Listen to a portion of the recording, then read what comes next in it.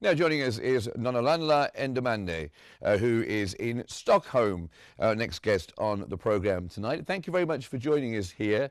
So Trump's boycott threatened to undermine the G20's authority, or has it? How has the G20 gone without the United States? Actually, thank you so much for having me this evening. And I would like to actually say that the G20 summit in South Africa was a success, even without the United States. And I think this is an example to the world that, it is the world can now move on or actually host summits or forums of this magnitude without the United States, which also highlights the multipolar world that we're moving into, which all the leaders at the summit were actually discussing. And it's something that now, we are now trying to wrap our heads around the fact that what's going to happen next, even though South Africa refused to hand over to a chargé d'affaires, and which is understandable because now the president of South Africa did state that it will undermine the integrity and credibility of the G20. But overall, I think the G20 was a success. From social media engagements from leaders around the world, it's all positive engagements, and South Africa is walking away with like major investments from leaders from all over the world. So day one was definitely a success. And we can also take, for example, the G20 Social Summit and the B20 and all the side events, which were successful in the past few days. And do you think that, as you were mentioning there, this refusal to accept a downgraded US delegation, does this tell us something about the shifting diplomatic hierarchies? And also, that must take quite a lot to stand up to the United States like that.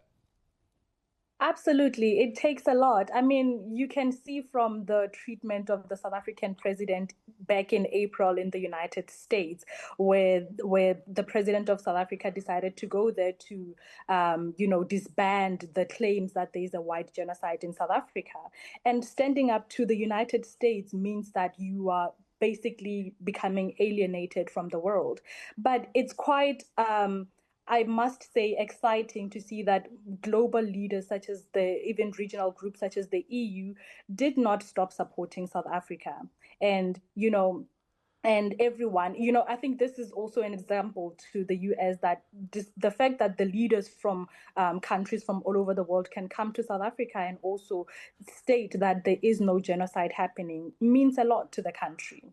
I mean, this is quite a delicate tightrope, isn't it, for European leaders to try and walk. They're trying to keep Trump happy, but there's no evidence, and they know it's not true, that there's a white genocide going on in South Africa. How difficult has it been for European leaders to walk this delicate line? My apologies. Can you repeat that? Yes, I'm just saying it's been a difficult line for European leaders to walk. Trying to keep Trump happy, but also knowing that the white genocide accusations are nonsense. So how difficult has it been for European leaders to try and walk that line? I think in terms of walking that line, although I did not really hear the last part of the question, if you don't mind repeating the last part of the question, I would appreciate it. It's okay. We're going to move on. We'll try with this one. How does this moment, do you think, reshape Africa's strategy towards the United States, towards China, and of course the emerging blocs like BRICS? Oh, absolutely. I think now it's just like I said, the shift in global powers and the shift in dependency and working relationships. I think China has historically treated African countries and BRICS countries as equals. And the South African president has constantly been calling for the equality in the geopolitical space. And I think this shift in power is also going to destabilize the global order as we know it. And who knows, maybe at one point, this is actually the beginning of the end of the dependency to the United States. I mean, I think the G20 summit being held on African soil is such a huge deal, and it serves to as an example to other African leaders that, you know what, it can be possible and it is okay to put a foot forward and give a strong stance and not allow yourself to be bullied as a sovereign state. And if the US rejects the summit's priorities and the communiques and the goals, who will fill the vacuum of leadership, do you think, on issues like debt relief, climate equity, or has that vacuum always been there since the Trump administration began? Actually, I think it has always been there. For example, the Trump administration also boycotted the COP30 in Brazil.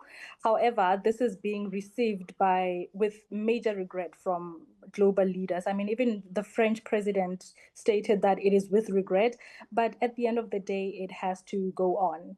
And to be honest, it will affect major funding, especially in the climate space, but also African leaders have been calling to major partners to invest more in the climate fund, given that Africa receives less than 5% of the climate fund, and despite the fact that Africa is affected more, disproportionately more than all other continents.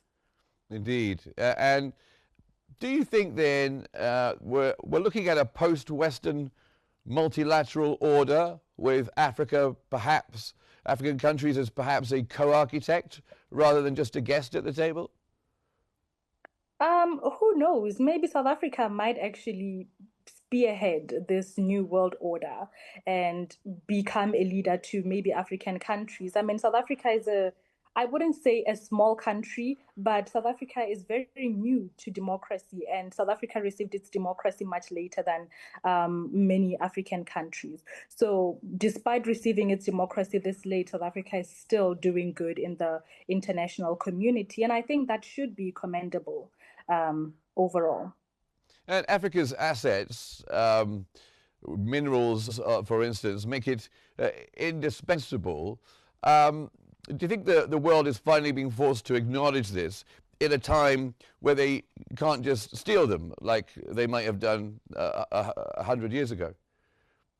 Absolutely, and it's impossible to ignore now. And part of the closing remarks at the G20 summit were that the world also needs to recognize the unrest in Africa in general. For example, in Sudan, in the DRC, in the Sahel region, and now the world now has to look to Africa and now help solve the issues that are affecting Africa and destabilizing Africa. And we can't ignore the fact that Africa has the largest youth population, and it is set to double. So much of the workforce is going to have to come from Africa, and the resources are endless in Africa. So now it is impossible. It is important for all these countries to now, work on treating Africans equal and including them in all these multilateral fora. And what is it that you would like to see come out of this summit? I think for Africa mainly, I would say I'll start with South Africa and the biggest challenge facing South Africa, which is youth unemployment. I think I would like to see more change in terms of that.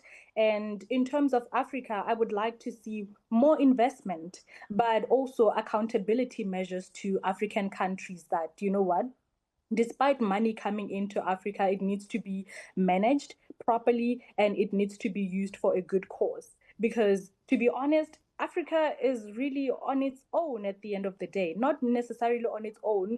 We do have support, but at the end of the day, we have ourselves to look after. Yes, and I was just talking to my previous guest about the situation in Nigeria, and we have the two superpowers in the world, the United States and China, pulling from both sides, and this is a problem for many African states. What's your view on that?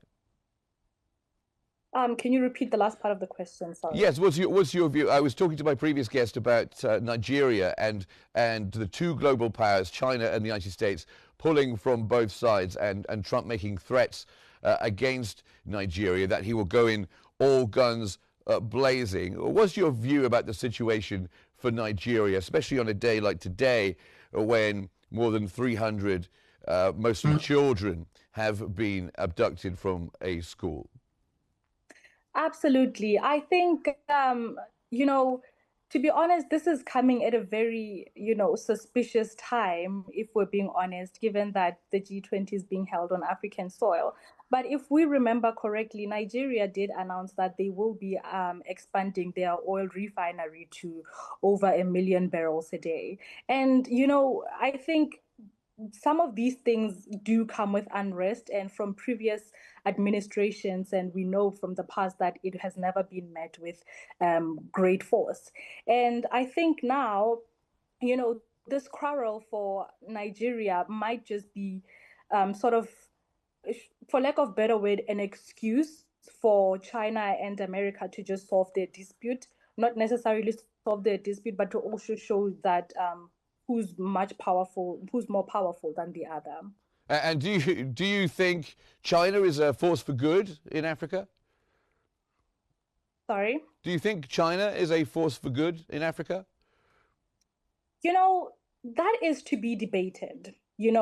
Africa has not yet seen the ramification of allowing China to pump in this many investments. And, in Africa, right, majority of them are still new, and Africa is still yet to see the consequences of China being that force. And it can't be said yet whether it is a force for good or bad. And just finally, Trump has said that he wants the next G20 held in the United States to be held at one of his private golf clubs. Do you think that's an appropriate place for a G20? Well, that can be debated, to be honest. I think the major thing is the safety of the dignitaries in attendance. And if they are able to pull that off the way South Africa did, then it may be okay for them. I think we have to start embracing the cultural differences. South Africa hosted the G20 in Soweto, where Nelson Mandela used to live, and a major display of the South African identity, and perhaps America's identity lies in that golf course. So, as long as everyone is safe, then I think it is okay. Well, we shall see.